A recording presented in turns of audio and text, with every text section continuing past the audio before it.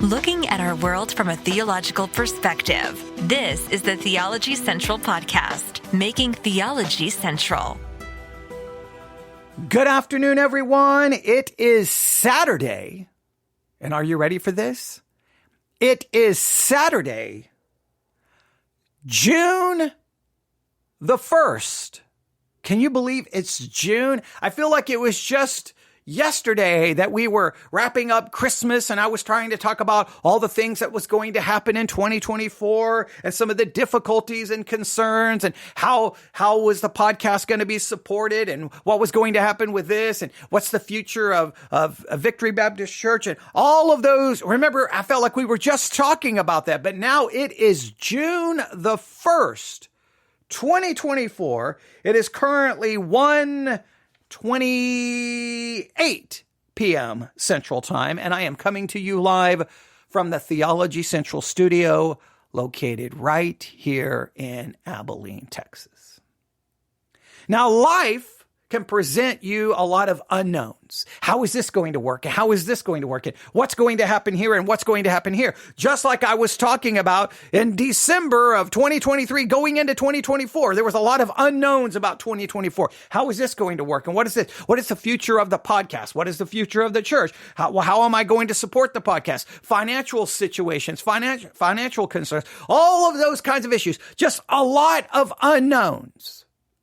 What I did know, as long as I could and as long as I can turn on this microphone and talk about things related to theology, try to do devotional messages, talk about news from a theological perspective, do Bible studies, do just all of the things we try to do. Anytime I have the opportunity, I know the one thing I do know, I can turn on the microphone and at least talk.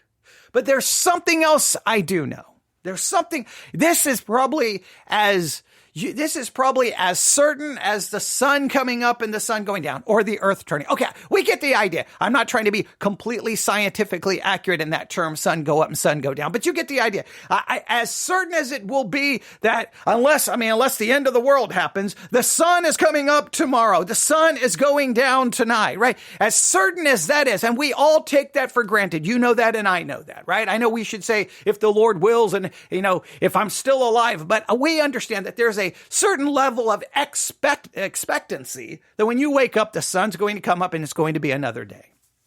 Well, there's something that I can almost absolutely expect. And all of the unknowns of life, what is absolutely certain is that if you do turn on a microphone to talk about theology, to talk about doctrine, if you do open a Bible to try to teach it, preach it, explain it, it is inevitable. You can start the countdown. 3, as soon as a broadcast ends, 3, 2, 1, someone is going to disagree. Someone is going to argue for a different approach to that scripture, a different interpretation. If you present one system of theology, 3, 2, 1, someone's going to argue that your system is wrong and their system is right. That it's inevitable. It is a certainty that nobody can agree on how to handle the text of Scripture. No one can agree on what should be believed or shouldn't be believed. No one can agree on basically anything theologically. There's just no agreement. There's disunity and division. The Christianity, look at how divided it is. Look at the disunity. Look at the disagreement. It's just crazy. Now, on one hand, I very much understand this because I think this is where I tend to go. I get very discouraged by that. I get very depressed by that. You're like, after 2,000 years, we still can't agree on anything. That's discouraging. On the other hand, I do find it fascinating. On one hand that you can turn on the microphone and talk to people from around the world and you can try to explain a text. And it's just so, in some ways, it's fascinating and amazing to hear how other people will see that exact same text. And you'll be like, how are you seeing it that way? And they're looking at you like, How are you seeing it that way? So in some ways it's discouraging. In other ways it's fascinating because I'm like, we have the same book. We have the same Bible. How can we see it so radically different? And sometimes all you can say is, well, I don't see it that way. Sometimes that's all I can. You know what? You can see it your way. I'm going to see it my way, and just move. Now, some people will will be, okay, you can see it your way and see it my way. Some people that bothers. I don't like that. They'll be like, no. We need to continue to talk. And sometimes I'm like, I don't have any desire to continue to talk because there's no point in it. We're never going to see it eye to eye. And that's okay. I think sometimes you just have to acknowledge that, but it should bother us. Why?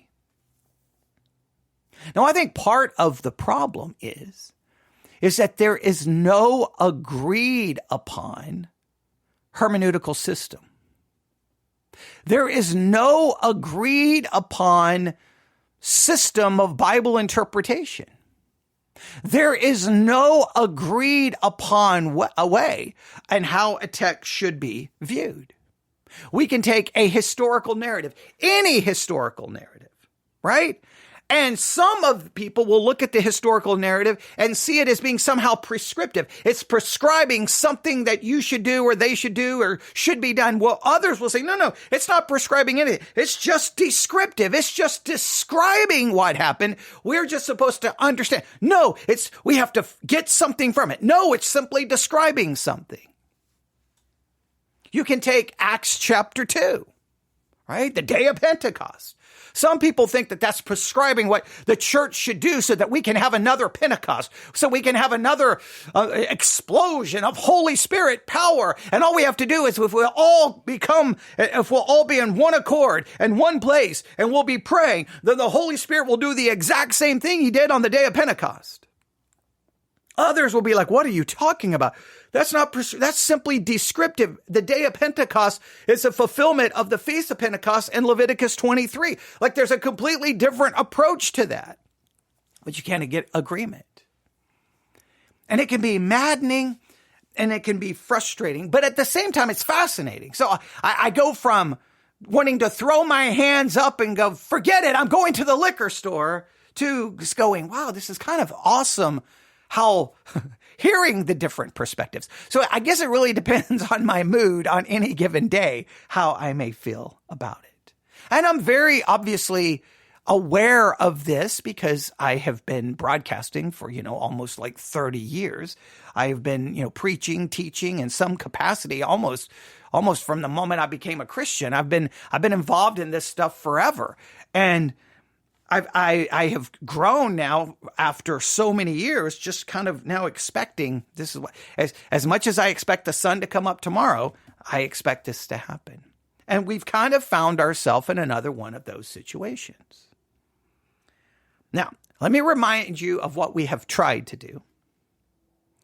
I'm going to remind you of how we've been trying to do it.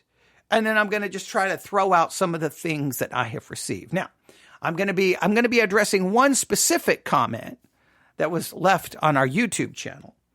But what I'm going to really do is, while I'm kind of addressing that one, I'm really going to address all of the comments that I have received on multiple platforms, emails, or just comments that people have tried to post someplace and I've been told that they can't post it because of how negative it was. I'm just going to be trying to address a number of factors. All right. A number of issues, a number of comments. So no one person don't think that all of my comments are directed towards you, because it's directed towards the overall feeling and negativity that I have received. And it's kind of bizarre because, we'll talk about that in a minute. So everything started as we were moving through May, kind of heading towards summer, heading towards Memorial Day weekend. My mind just kind of started going back to Proverbs. With the trial of Donald Trump going on as we're moving faster towards the election, just so many things, so much division in the world, fighting and arguing and craziness in the church. I just sometimes feel like we need that wisdom found in Proverbs. We need to find that wisdom. And I'm always somewhat fascinated by the book of Proverbs, How do you teach it? How should you understand it? And most importantly, I'm always fascinated and have struggled. As soon as I learned about this man by the name of Solomon, I have always been somewhat perplexed and fascinated by the fact that Solomon and the books that he was used by God to write, that these are almost, they're kind of elevated, like listen to Solomon, listen to the teaching of Solomon. And then the more you learn about Solomon, I'm like, why would anybody listen to anything this guy has to say? Right? So I find myself somewhat conflicted. So we did a little work in the book of Proverbs. We worked on the idea of humility, and being broken and acknowledging what we don't understand and acknowledging what we don't know instead of always acting like we know and we have it all figured out. Right? We talked a little bit about that. And then we kind of started like, okay, all right, this is what we're going to do. We're going to be working on Proverbs. And then I took Proverbs chapter 1, verse 1, and I read these words. The Proverbs of Solomon. The Proverbs of Solomon. And I asked a very basic question. Why Solomon? Why? Here is the man who is extravagantly foolish. I keep making this point over and over. Well, I've been just leaning into the repetition of this. Here's this extravagant fool, and he's extravagant in his foolishness. All the things he did was crazy. Yet here's the man who is now going to write these little short statements that's supposed to bring about wisdom, supposed to be giving us God's wisdom, God's perspective. And by understanding these proverbs, we can hope to gain wisdom and understanding and knowledge and discernment, right? So we need this godly wisdom. But why would God use someone who's extravagantly foolish to convey his wisdom in this thing, in this genre of literature we'll refer to as Proverbs? I think that that's a fascinating question. So I've posed that question now multiple times. Now, in all of the emails and all of the criticisms, guess what? No one has tried to do. Answer that question. I've presented that question. I think I've only had one listener that's even attempted to work on it. I think I've only had one listener, maybe only one, who has tried to present that. But I'm talking all the criticisms, all the people who are offering criticisms. That's where I'm mainly focusing. The people who have criticized, they have not, before offering the criticism, they didn't first try to answer that question. They just go straight to the criticism, which is kind of frustrating because I'm like, the whole point of this has been, why Solomon? The extravagant fool is the one conveying supposedly godly wisdom. That is fascinating to me. So, but most people obviously don't care about that question. Who cares? Why Solomon? Who cares? Boom. Here's the way you should handle it. And I'm like, well, wait a minute. Why? You would think they would at least participate in that, but people have not. I gave everyone a quiz. Those who've offered criticism, no one has turned in the answers to the quiz. All right. So sometimes you're like, okay, wait a minute. I'm giving people a very fundamental question. I'm giving people a quiz, all these things that they could be working on, but go straight to the criticism. And sometimes you're just like, what am I doing with my life? Why? What am I doing? But I have watched that even as a pastor. You give people an assignment. You say, let's work on this. Let's work on that.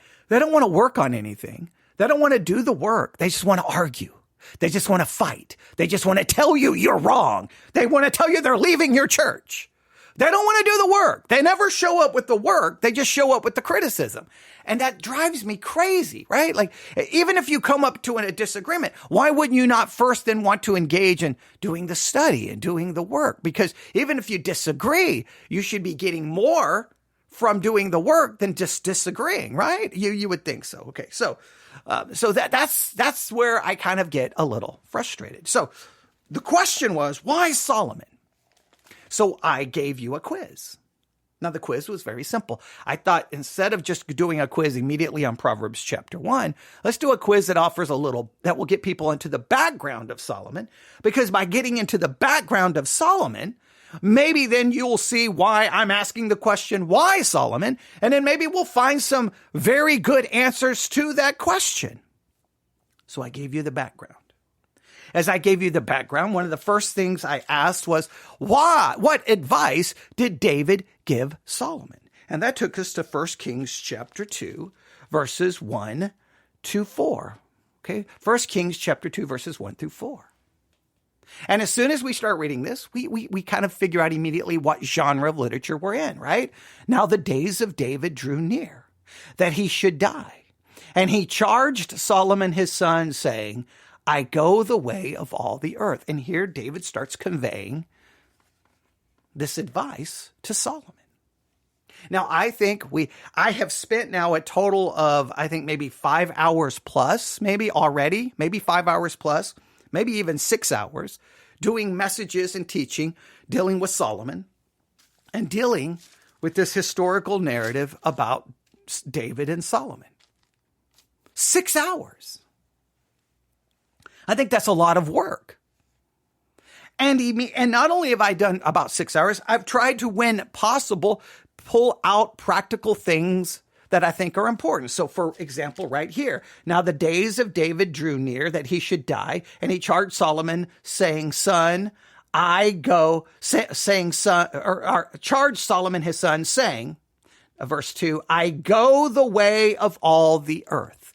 I go the way of all the, and I dealt with, that's a powerful statement. He's in a sense telling Solomon, hey, I'm going to die. I go the way of all the earth. And it's something we all have to know. We're all going to go the way of the earth. We're all going to die unless Christ returns. And so there's a very practical value in, and David telling Solomon, hey, I'm going to die, but I'm going the way of all the earth. That what's happening to me is not something unique or shocking. It's what happens to everyone.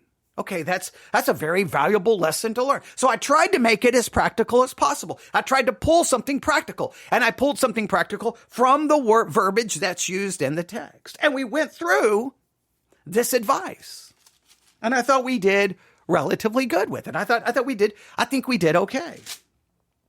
And then everything changed when we got to verse 5. Because verse 5, David, he's kind of given his advice. Now he kind of gives Solomon some directives, some commandments. But these commandments are not like, hey, go do this and serve God this way. No, his commandments are, as David, and I know this is a little bit exaggerated, but this is what it feels like. There's David. He's about to die. Hey, son Solomon, I'm about to die. Kill. It feels weird that as David is dying, what he wants Solomon to do is kill some people. I find that somewhat disturbing in some ways. I guess maybe some people don't like the fact that I find it disturbing, but that's okay. So what do we read here? We read, moreover, this is David talking to Solomon, you know also what Joab, the son of Zeruiah, did to me. And what he did to the armies, to the two commanders of the armies of Israel, to Abner, to the son of Ner, and Amasa, the son of Jether, whom he killed. And he shed the blood of war in peacetime, and he put the blood of war on his belt that was around his waist, and on his sandals that were on his feet. Therefore do according to your wisdom, and do not let his gray hair go down to the grave in peace.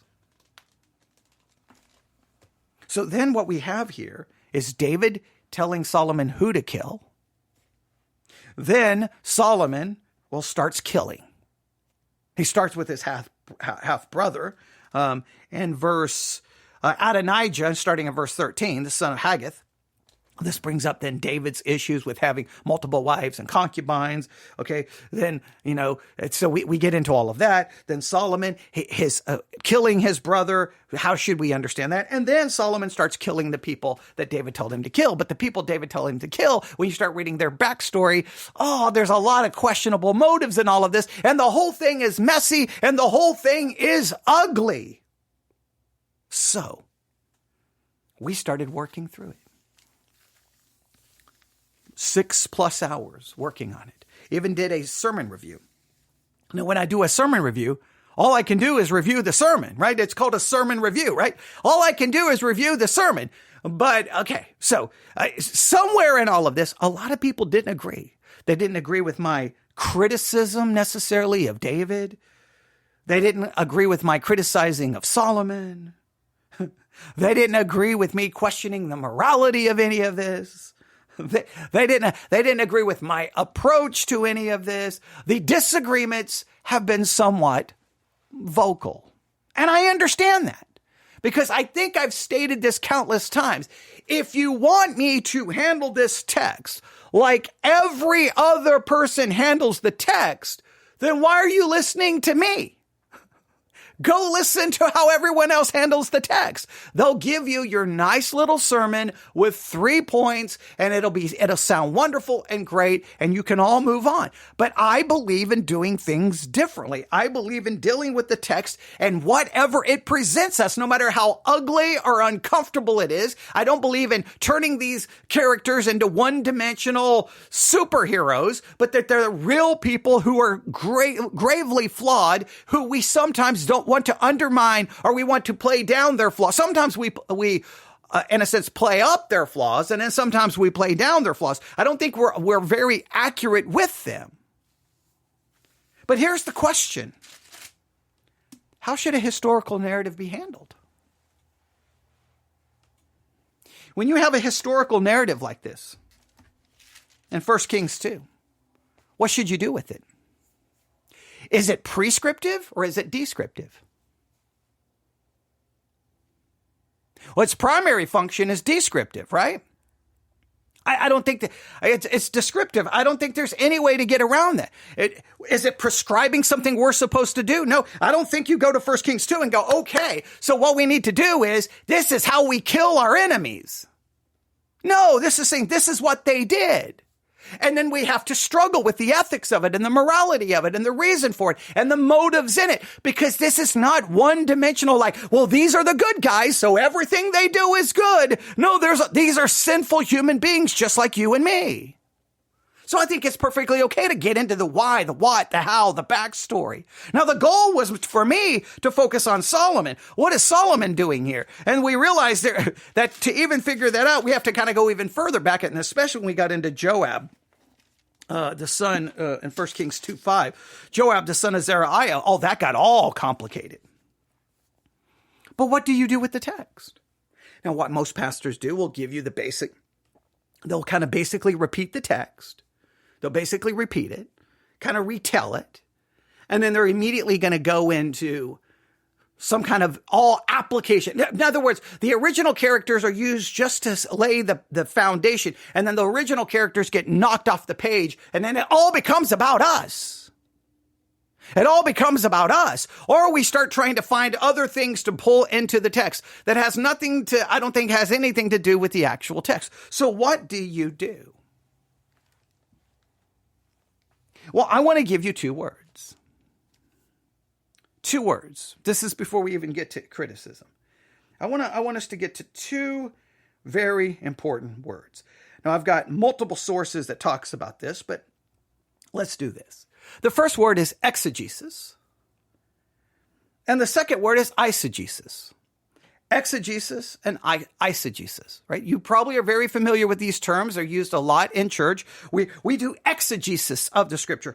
Do not do eisegesis of the scriptures. Exegesis, not eisegesis. We talk about this all the time. All right. So let's try to at least define these terms because people love to use these terms.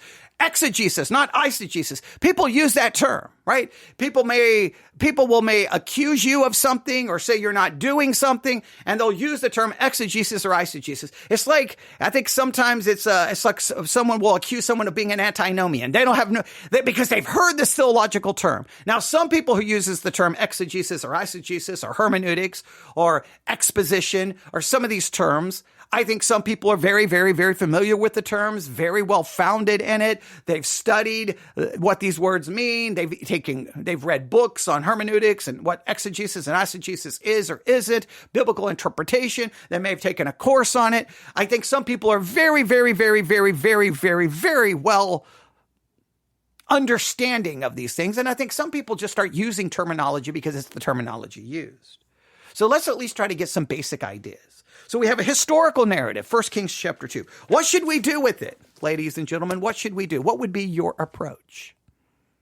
Now, what I say all the time is what many pastors and many podcasters do is the text is simply a means to a sermon. They see a text, they've got to put a sermon in that text. In other words, the text is there, and now the text is simply just a tool so that they can then put their sermon utilizing that text. It's the sermon is the goal. The text is not the star of the show. The sermon is the star of the show. So you use the text. I'm like, okay, how can I make it a point about us? How can I make this a point about this, or a point about, how can I make this a story about how a father should raise a son, or how should I make this a story about revenge or not? Like, they got to turn it into a sermon. And I've stated so many times that the whole sermon thing needs to be burnt to the ground, because sometimes what sermons do is sermons become the star of the show, and what gets lost in it is the actual text, because you've got to the text is just it's just a tool to get to the sermon. And the sermon should never be the star of the show. The text should be. So I don't care about the sermon structure. I don't care if it has 3 points and it's practical and it makes everyone feel, I want to know what's going on in the text. That's why I've almost abandoned the normal sermon structure, because I think sermons actually almost replace the text and blind people to the text. I've stated that this has been my philosophy forever. So how do we handle this historical narrative? Well, I'm not going to be worried about how I preach a sermon and do I have 3 nice little points. And no, I'm just going to be like, we're going to deal with everything in this text, all the complexities and all the things that are uncomfortable. So then how does this fit with these two terms, exegesis and eisegesis? Well, exegesis is defined like this. Exegesis is the process of critically interpreting and explaining a text, right? So interpreting and explaining a text. This is not about preaching. This is not about having practical points. This is just trying to interpret and explain the text, all right? In order, and this is typically a religious scripture or literary work. Exegesis happens in literary works just like it does with scripture, all right? And you do so in order to understand its original meaning based on the context, language, historical background, and other relevant factors. Now, what some people think when they read these historical narratives, well, the point was this was to teach Jesus or to preach a sermon or maybe it's just recording what actually occurred, and what our job then to do is to simply understand exactly what occurred based off all the information we have, the textual context and the historical context. But what people want to do, we need a sermon. We got to find Jesus in here. Well, is Jesus in here? Or are you just going to force Jesus into the text? Now, if the New Testament quotes the verse and puts Jesus in it, then by all means, let's put Jesus in it. But if the New Testament doesn't, our job is to figure out what in the world is going on. So let me make it very clear. Exegesis is the process of interpreting and explaining a text in order to understand its original meaning based on context, language, and historical background and other relevant factors. That's kind of the definition of exegesis. The approach, historical context, understanding the historical setting, cultural norms, and linguistic nuances of the text. Hey, what's going on here? And I've done just that. I've tried to find all the historical context of who these individuals are. Now, originally, I was just trying to focus on what Solomon's role in all of this, but then we realized in the sermon review, we're going to have to go even further back. And we've got all the historical background to Joab. And we're like, whoa, this whole situation is ugly and messy. And it calls greatly into question David's motive for having this man killed. It definitely does. And the historical and textual context led us to that discussion. That's exegesis. Going, wait a minute. Why does he want Joab killed? Well, let's go back and Joab did this and Joab did that. Wait, Joab helped him try to help him cover up his affair? Now he wants him dead? Oh, this whole thing is ugly, right? This calls into question everything. That's historical context. Under linguistic nuances of the text. Well, remember, I did that exact thing in 1 Kings 2, where I went with, I go the way of all the earth. That's a nuance there. Hey, Solomon, I'm going to die. Just remember, everyone's going to die. There's a valuable lesson in that. So then I pulled a lesson from that based off the linguistic nuance that's in the text. I didn't have to go pull it from somewhere else. It's actually right here.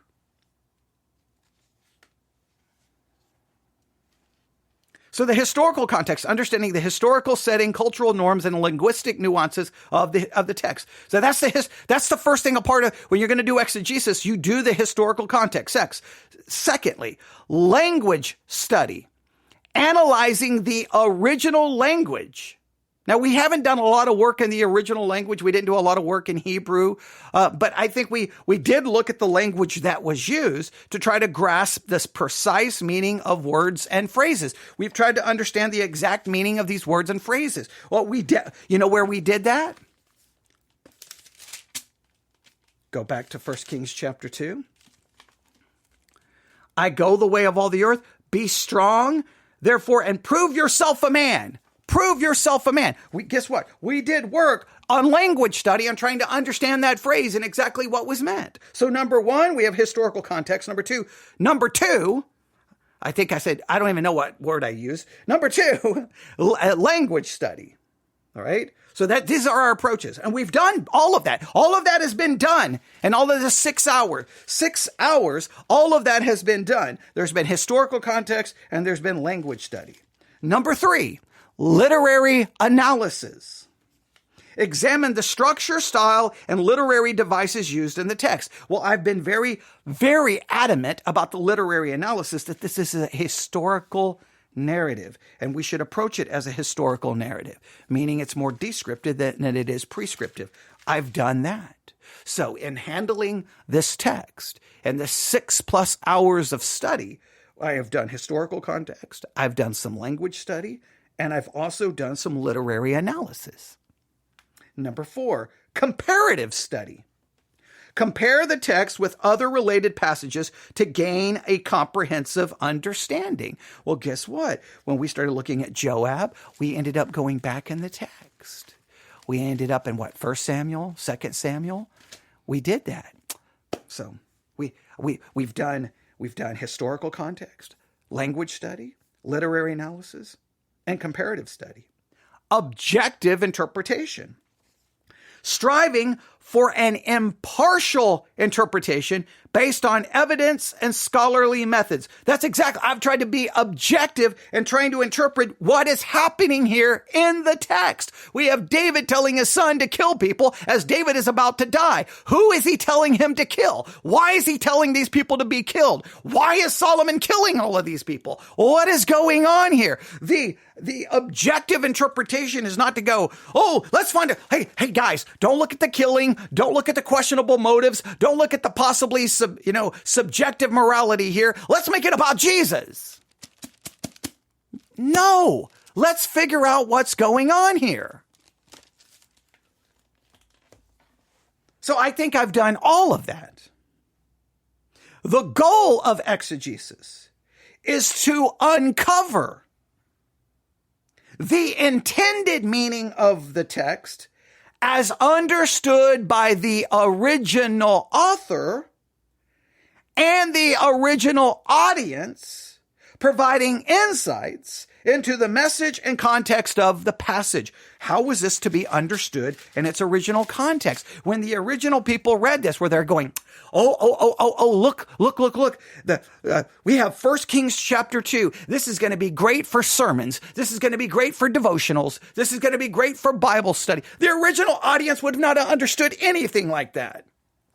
The original audience would have been like, oh, this is telling us the story of David. And now we know why all these people were killed. Okay, right? Now we have an understanding of why these individuals were killed. Now, and again, there's not a narrator saying, this is good or this is bad. It just tells you what happens. That's a common thing in the Old Testament. People will do some act. The text in many cases doesn't tell you the act is good or bad. It just tells you what happened. And then you as the reader you make some kind of moral judgment about it. And sometimes God doesn't even condemn the act. He doesn't say whether it was right or wrong. He just tells you what happened. We see that in the life of Abram. We see that / Abraham. We see that in the life of Lot, Jacob, Joseph. I mean, you go on and on and on and on and on and on and on and on. And don't expect that just because someone does something bad or someone does something, if God doesn't immediately show up in the text and condemn it, then somehow we label it as good. The text rarely works that way. Sometimes God shows up in the text to condemn a certain behavior, but then the other behaviors are not condemned. David may have been condemned for his adulterous affair with Bathsheba, but hey, where's all of the condemnation of him having multiple wives and concubines?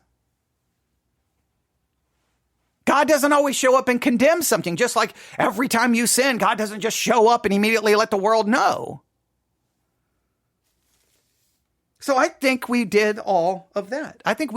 We've worked hard on exegesis. Now, what we've tried to avoid is eisegesis.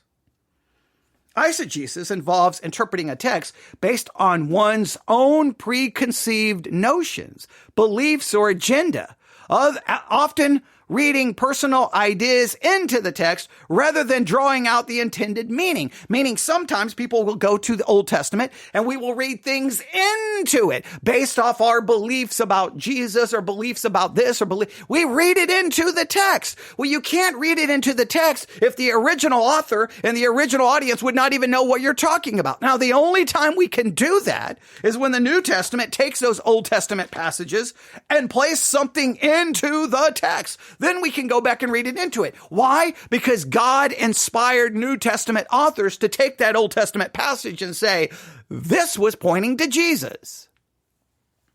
And not every text points to Jesus. That's a misunderstanding in the minds of most evangelicals. Some texts clearly are. Those texts where we can then try to understand the original text to the original audience and then go, but the New Testament writers show us that there was something in this text pointing to Jesus, and we can see what that is. But we need some kind of an inspired commentary to tell us when that happens, and that's the New Testament.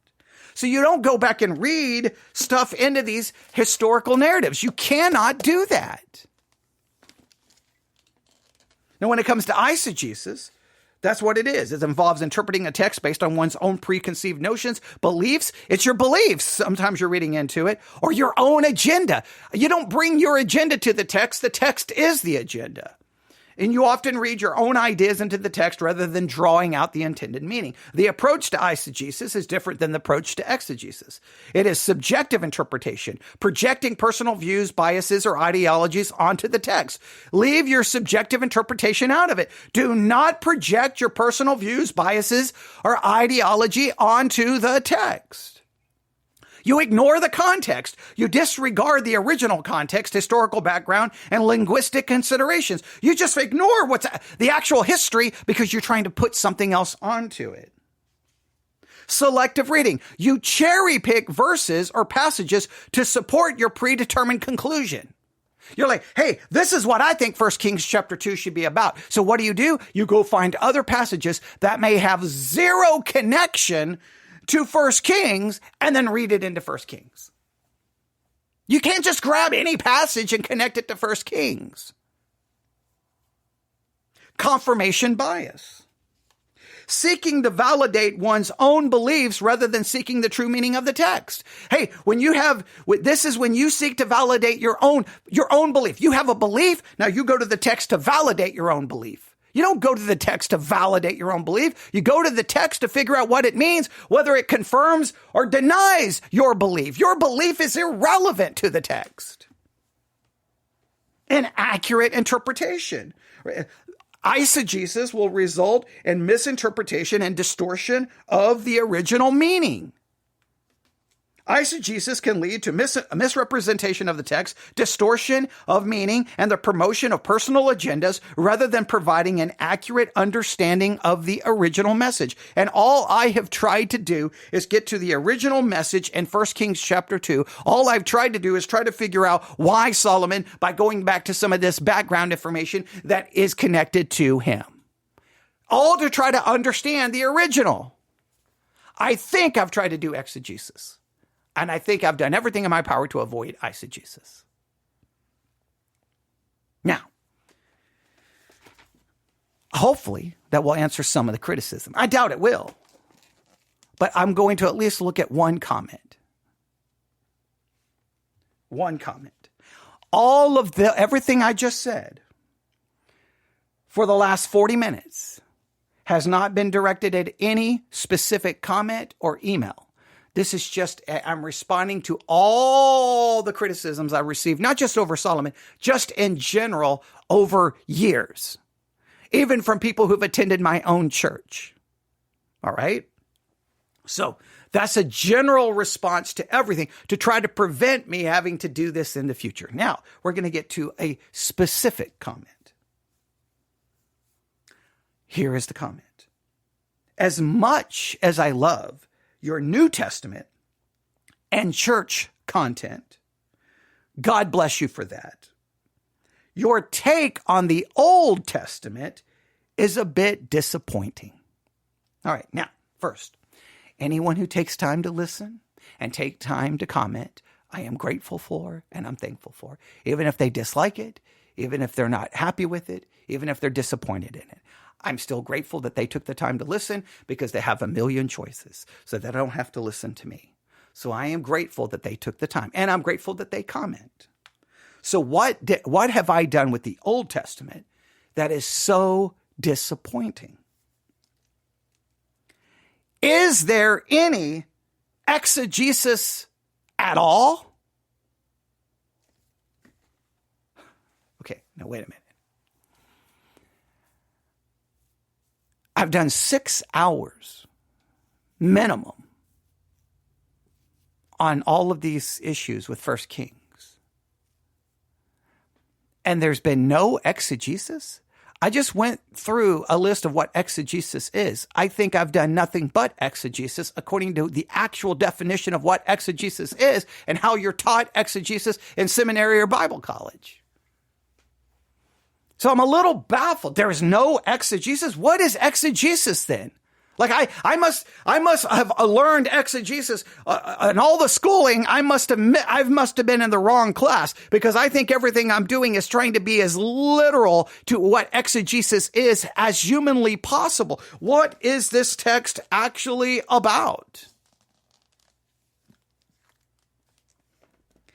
Any glorification of Jesus? Okay, hang on. I could be wrong. But I've read 1 Kings chapter 2, verses 1 through 46. I don't even know how many times. I don't think Jesus is mentioned. And I don't think that 1 Kings chapter 2 is quoted in the New Testament where Jesus is inserted into it. I could be wrong, and I'm more than happy to be corrected. But I can't glorify Jesus in a text where there is no Jesus. A text that's all about killing people by sinful people who have some very questionable motives in the people they kill. Because they're sinners. And you're going to say they're not? let me remind you again, Solomon was a serial adulterer, a serial polygamist, and an idolater who also killed, well, his own brother, his half-brother. Oh, and killed the man who helped cover up his father's affair. Oh, and David was a man who had multiple wives and concubines.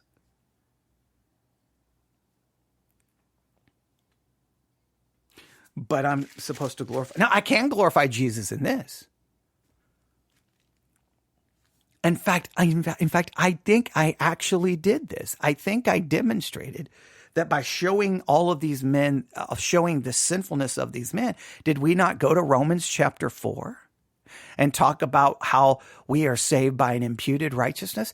I literally, in this series, went from 1 Kings to Romans 4 to talk about the imputed righteousness that comes from Christ. That is glorifying Jesus because it's his imputed righteousness that saves us. It's not our practical righteousness, because even as God's people, and we read about them in the Old Testament, their lives are full of sin. Did I not do? I know I did that. So I think, yes, I've tried to point us to Jesus as the text leads us, not by just imposing Jesus onto the text.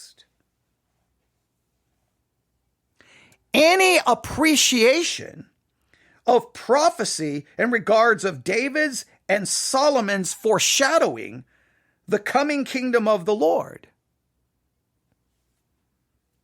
Is there foreshadowing of the coming kingdom in 1 Kings 2?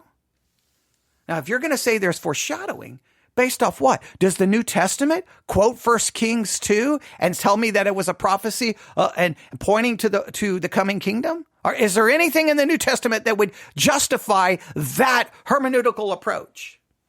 Now, there's other texts where clearly Isaiah, Ezekiel, Jeremiah, Amos, I mean, we can go through the minor prophets where the New Testament's like, hey, this was pointing to Jesus. And you're like, okay, well, clearly that was. Is 1 Kings 2 one of those chapters where the New Testament's like, this is foreshadowing Jesus. This points to Jesus. Now, if there is, I stand corrected.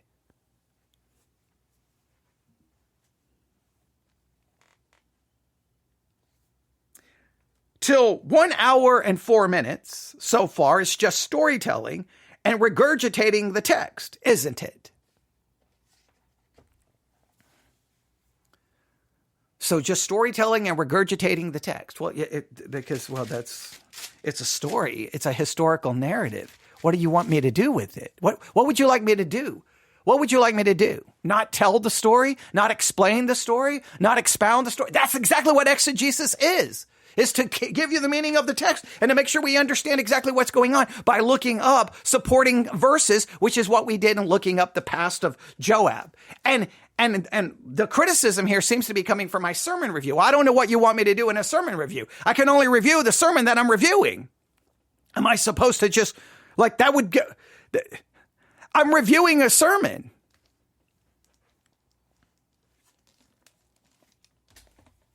So it says, so far it's just storytelling and regurgitating the text, isn't it?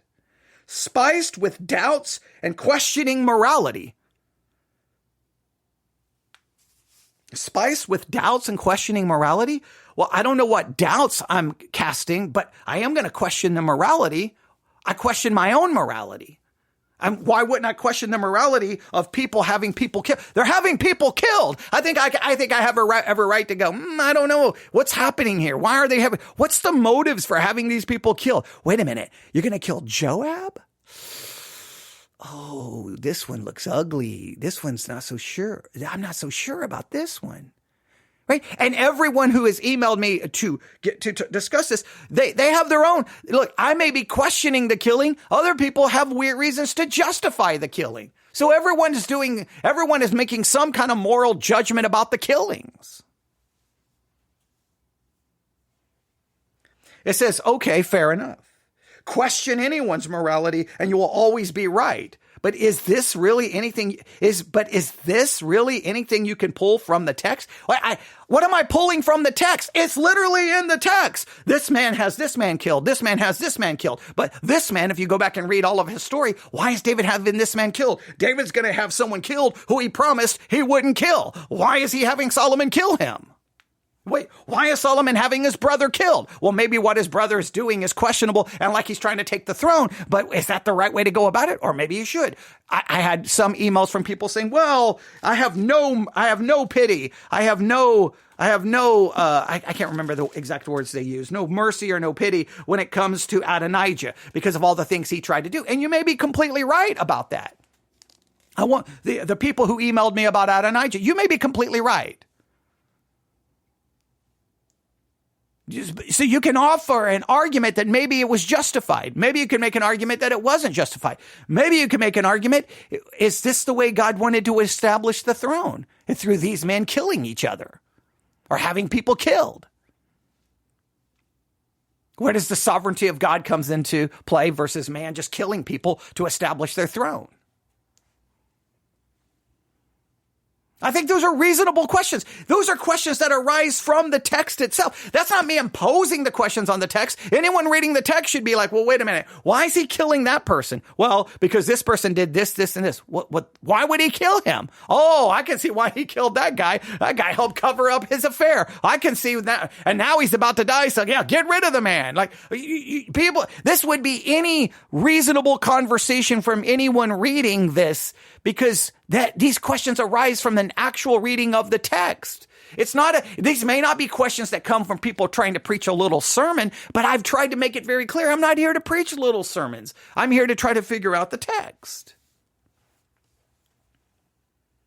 So I think everything I've pulled from the text have come directly from the text. So then I responded and kind of and said, and I did not copy my response. It's on YouTube. You can find it. I think I said something along the lines like, well, that's what exegesis is. I think what I'm doing is exegesis. Now, remember, when you read a comment, say I can read that as being somewhat negative, right? I think my inflection in my voice may have made that email sound more negative than it was. I don't think that was the author's original intent to be negative. But when you read it, you're kind of like, what? Like, it's hard not, like, I've done 6 hours of teaching on this, and I'm being told you can't pull anything from the text? All you've done is regurgitate the text? And I'm kind of like, I've done 6 hours on the text. I've done a lot of things with the text. And that's going all the way to 1 Kings chapter 2, verse 1 and working through it. So I'm kind of like, man, what? So it's hard for me not to hear a little bit of negativity because that's 6 hours of work. Let me make it very clear. I'm not getting paid. Okay. So that it's like, okay. So, but at the same time, you got to be open to criticism. So I think my response was pretty much like, kind of like, what do you mean? Like, what are you talking about? Like, well, yeah, help me out. So this person responds and says, thank you for your reply. And I do appreciate that. They were very kind. And it says, English isn't my native language. So then I was like, okay, because English isn't their native language, then maybe the way it was conveyed, maybe I felt it was more negative than it was intended, which is possible. Maybe, maybe not. So I'm like, okay, all right. Well, I want to hear what they have to say. Now, this is the first kind of justification for everything we have in 1 Kings chapter 2.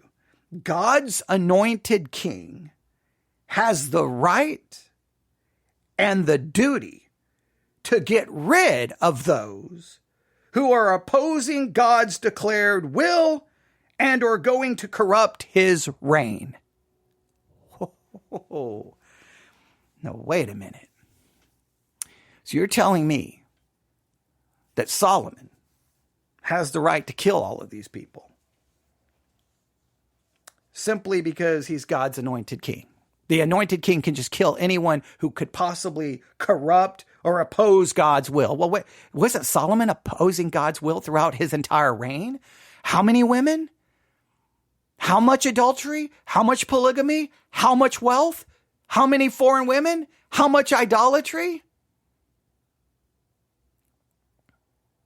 Is it that simple? Hey, David is God's anointed king. He can kill whoever he wants. Solomon, he can kill, or when they say kill anyone, they can kill anyone who's perceived as a threat to their reign or corrupting their reign or opposing supposedly God's declared will. Is it that simple? Hey guys, don't worry about how questionable this may seem. Don't worry about the possible morality in this. Don't worry about the questionable motives. God's anointed king, they can just kill who they want. As long as they can make it feel or present it in such a way that these people are a threat to their reign. And as long as these people are a threat to their reign, they can kill whom they want. I have a hard time with that justification.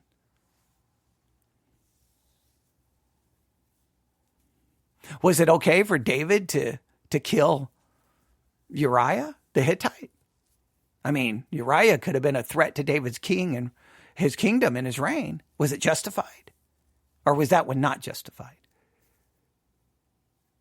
Is it a legitimate threat? Like, how do we determine this?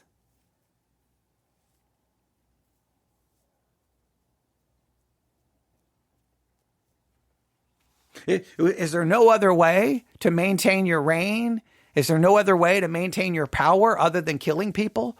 Maybe you rely, is using mercy, forgiveness, showing grace, showing love to your enemy, turning the other cheek, is relying on God to maintain your throne. Is that not an option?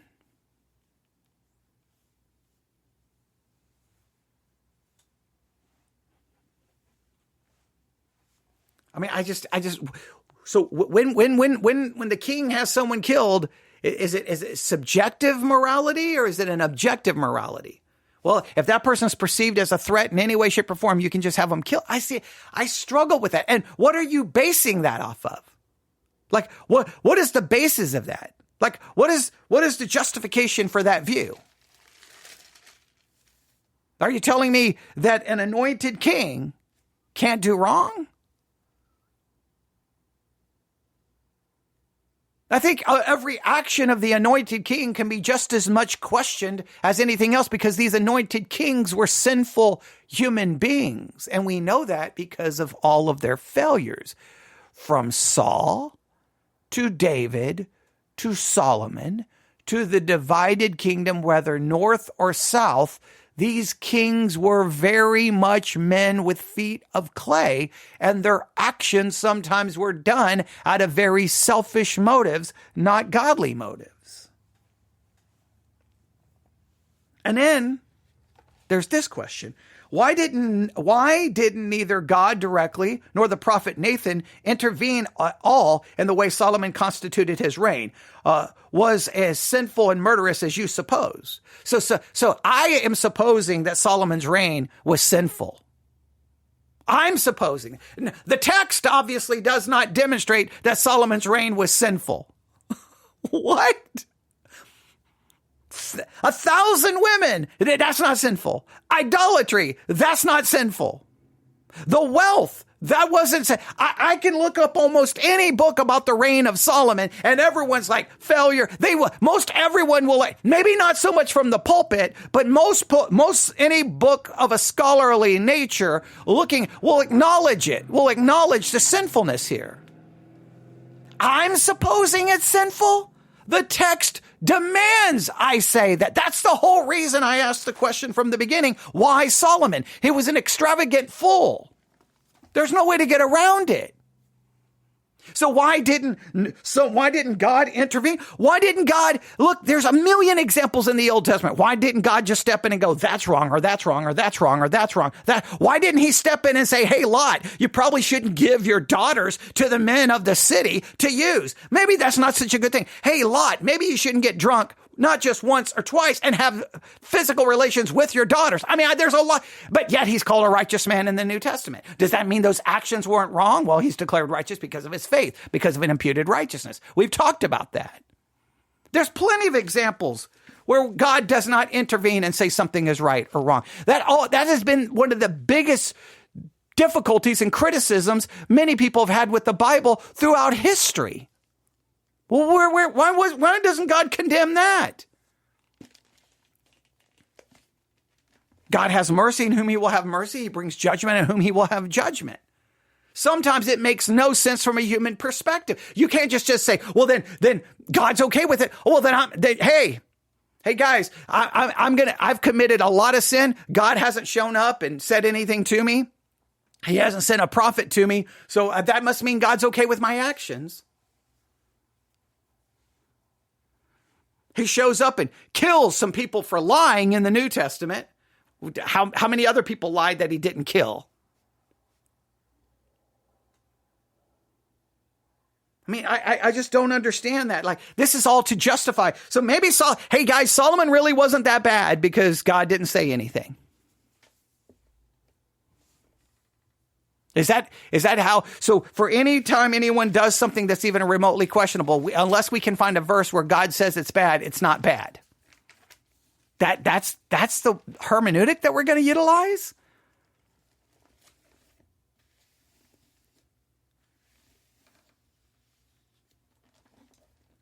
I struggle with that. And then it says, see Psalm 2. Now, where did Psalm 2 come into play here all of a sudden? Psalm 2 comes into play? No, remember, this was all about exegesis. So now we're just going to go to Psalm 2. All right, we're going to go to Psalm 2. Now, how do we interpret Psalm 2? How do we understand Psalm 2? Now, he wants, the author of this comment wants to quote verse 11. Serve the Lord with fear and rejoice with trembling. Kiss the Son, lest he be angry and ye perish from the way. When his wrath is kindled but a little, blessed are they that put their trust in him. So are you saying that this somehow justifies Solomon's actions? Based on what? What is the textual correlation between Psalm 2 and 1 Kings 2? What is the textual? You just cross-referencing like randomly?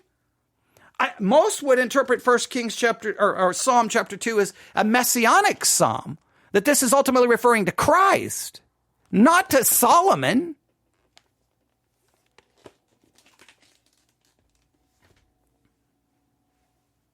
And then it says Luke 19. Wait, what does Luke 19 have to do with 1 Kings?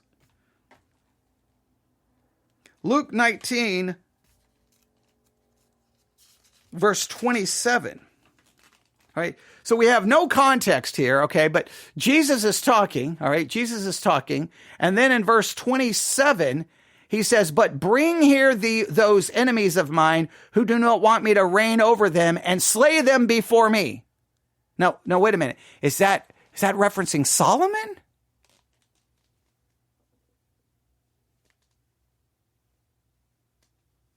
Oh, this is Jesus telling a parable. He's telling a parable. So we're going to take a verse from a parable that Jesus is telling, and we're going to take that and somehow apply it to 1 Kings 2 and Solomon. What is the textual basis of correlating those verses together? Then it says, kind greetings, may God bless you. And I do appreciate the kindness, the tone there. My thing is, I just don't know what hermeneutical method, how is this exegesis? Okay, look. Oh, wait, Solomon's killing people. Let me see. Oh, wait, let's go to Psalm 2. This will justify it. And let's go to Luke 19 to a parable. We're not even going to worry about the context of the parable. Does Jesus have anything in mind here about somehow justifying Solomon's killing in 1 Kings 2 by this language? You don't just find similar language and link passages together. There's got to be a textual link. There's got to be a reason. There's got to be some correlation. None of these passages reference 1 Kings. None of them are quoting it. They're not paraphrasing it. None of these have any reference to it.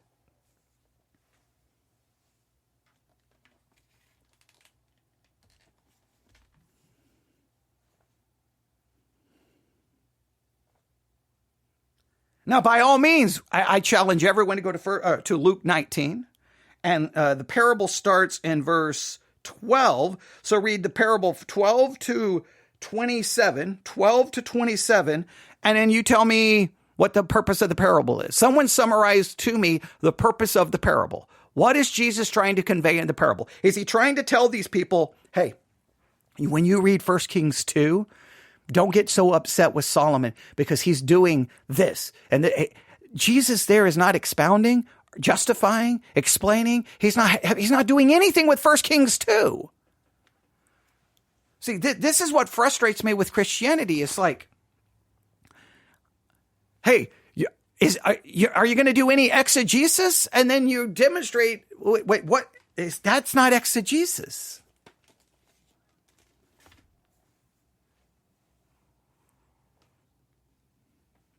So I will end with this.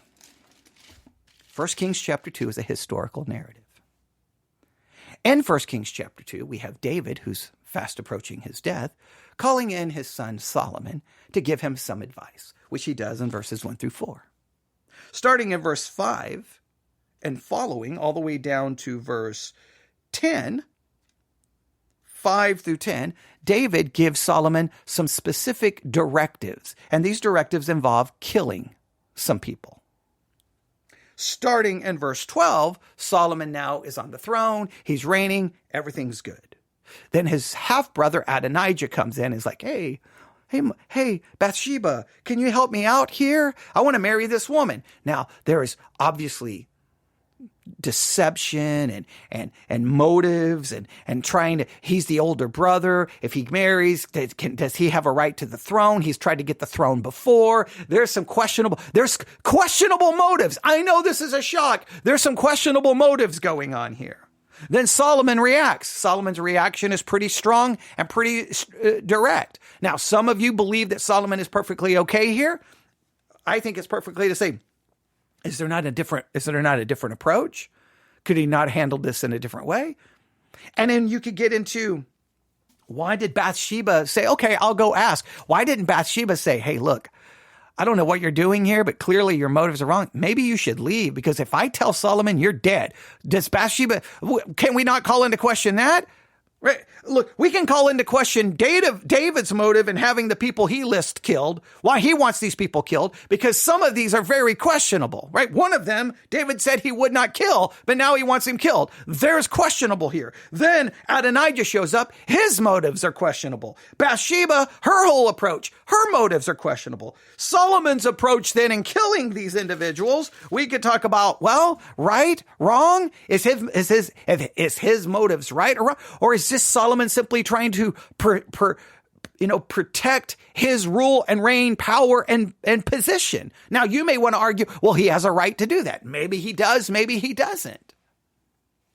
I don't know if you can just artificially say, well, he's the anointed king, so anyone he perceives as a threat, he can just have killed.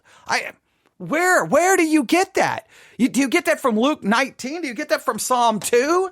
I don't think that that's what those texts are. Those texts in Psalm 2 and Luke 19 is not a exposition on what the killing power of a king in the Old Testament is, and what was right and what was ethical. It may have been completely normal to the societal norms of the time. But let's remember, we do not judge the men of the Bible according to the societal norms of the time, do we? Or we would have to justify their polygamy. We would have to justify that would mean justifying some of their adultery. That would be, do we justify the use of concubines? We don't justify the actions of Old Testament people based off societal norms. Now, if you want to do that, I'm down with it. But then we're going to justify the actions of Christians in 2024 according to societal norms. So if societal norms is homosexuality, then don't condemn it. And if societal norms is adultery, don't condemn it. And if the societal norms is premarital sex, don't condemn it. And if the societal norms are pornography, then don't condemn it.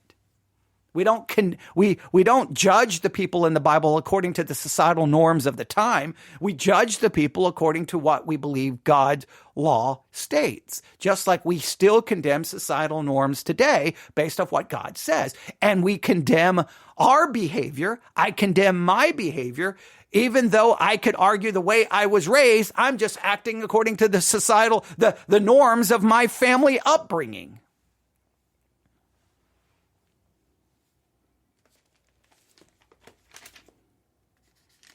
So how do you handle the Old Testament narratives? By trying to understand what's going on in the narrative and then trying to figure out the why, the how come. And can we sometimes draw lessons from it? Yeah, you want a spiritual lesson? Sinful actions by God's people demonstrates why we have to rely on imputed righteousness. And this is why David is the one mentioned in Romans chapter 4. Romans 4 could have includes Abraham, but could have included David, could have included Solomon, and could have included everyone else mentioned in the Old Testament. And could mention everyone mentioned in the New Testament. And could mention you and can mention me. Because if our justification has anything to do with our works, we are all condemned.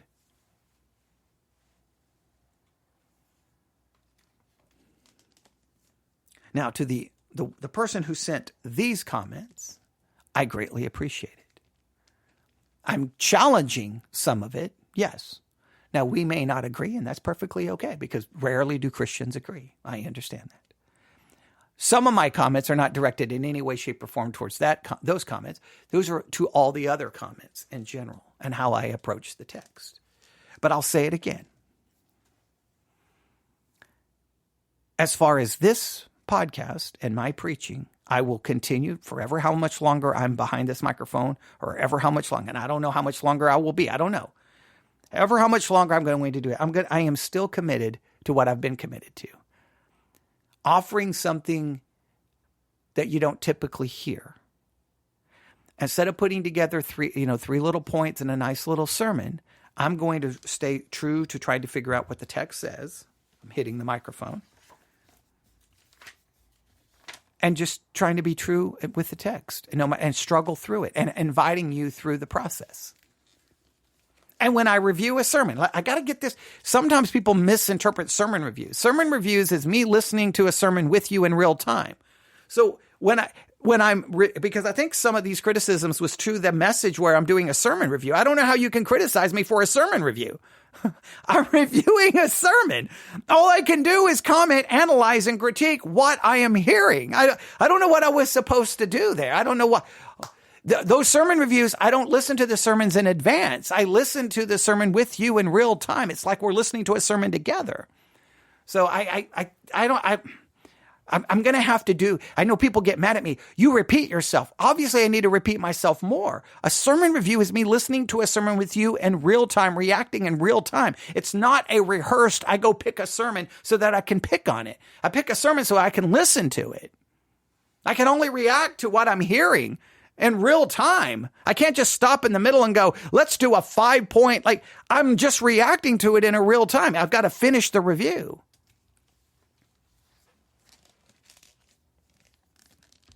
So I will leave it to you. Now, for the listeners, I want you to consider Psalm 2 and Luke 19, verse 27, and I want you to tell me what you think the textual connection with these passages to 1 Kings chapter 2. So Luke 19 and Psalm 2, they're textual connections with 1 Kings 2. And we'll see, when you do cross-referencing, how do you connect passages together? Don't there have to be something, a tangible reason you're connecting passages together? But that's what exegesis is. That's what eisegesis is. I think I have done exegesis, where whenever I do fail and I slide over into eisegesis, I hope I will always be able to identify it. In this particular criticism, I don't think I did. I think I've done exactly what exegesis calls me to do. I think I've been fair. And hopefully I will continue to try to get better. So none of things I've said is a criticism to the person who sent these comments. This is me just addressing these comments. Why? Not because of those comments, because those comments are in line with a lot of the other criticism that I get. And sometimes I'm baffled by, what am I doing? Am I not doing the very thing you're telling me to do, which is exegesis? So there we go. So this this commenter basically has done me a favor, because he just kind of highlighted what many other people have said. So by addressing his comments, I can address everyone at one time. So that's what I attempted to do. Hopefully the original commenter will understand that and not perceive it in any way, shape, or form as a criticism to their comments. This is a criticism to the overall. Whenever we don't like something, we just immediately say someone's not exegeting the text. I don't know about that. Just because we disagree with how someone handles the text or their interpretation of the text does not mean exegesis is not happening. We just may disagree with the conclusion of their exegesis, right? Because exegesis, it's very easy to be able to critique whether exegesis is actually occurring or not. And it's very easy to critique whether eisegesis is occurring. I did not read anything into the text. All I have done is try to read out from the text. And I think I've done that. And I think when you read the text, what comes out is, why is everyone being killed? And what's going on here? Not just, hey, well, they're the anointed king, so they're all good to go. They haven't been good to go throughout a large portion of their lives. They're good to go positionally before God, because God did not impute sin to their account, but he imputed the righteousness that comes by faith alone. Now that I have placed into the text, and the reason I placed it into the text is because Romans 4 actually mentions David, who plays a central role in 1 Kings chapter 2. There we go. All right, thanks for listening. Everyone have a great day. Thanks for the comments, because this does help me do a lot of preparing for tomorrow as well. Thank you. You can email me newsif@yahoo.com. That's newsif@yahoo.com.